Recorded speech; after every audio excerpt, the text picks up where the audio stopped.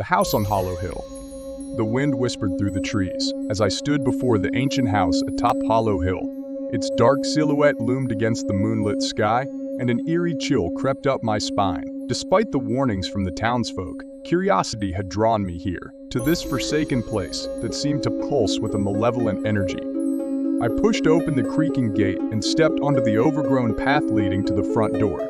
Each step felt like a descent into madness, the air thick with the scent of decay and despair. As I approached the entrance, the wooden door swung open of its own accord, revealing a yawning darkness with pounding. I crossed the threshold into the house. The floorboards groaned beneath my weight, and the shadows seemed to dance and writhe around me. I could hear faint whispers echoing through the corridors, calling to me, beckoning me deeper into the bowels of the house. I wandered through the dimly lit hallways, my footsteps echoing in the empty silence. The walls were adorned with faded portraits of long-dead inhabitants, their eyes following me with a haunting intensity. I could feel their presence all around me, as though the house itself was alive and watching my every move. Suddenly, a cold gust of wind extinguished the flickering candle I held, plunging me into total darkness. Panic clawed at my chest as I fumbled for a way out.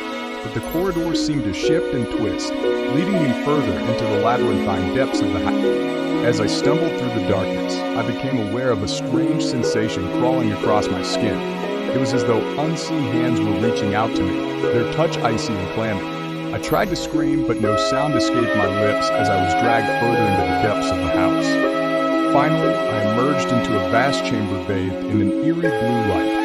At the center of the room stood a grand staircase, its steps descending into a pit of darkness below. Trembling, I took a hesitant step forward, my mind consumed by terror. But before I could descend into the abyss, a voice echoed through the chamber, freezing me in my tracks. It was a voice from beyond the grave, filled with sorrow and longing. "Leave this place, mortal," the voice whispered, "before it consumes you whole." I turned to flee, but it was too late. The shadows converged around me, dragging me down into the depths of the house. I screamed as the darkness enveloped me, swallowing me whole. And then there was nothing but silence. The house on Hollow Hill stood silent and empty once more, its secrets buried within its crumbling walls. But somewhere, deep within its haunted corridors, a new presence stirred, hungry for the souls of the living.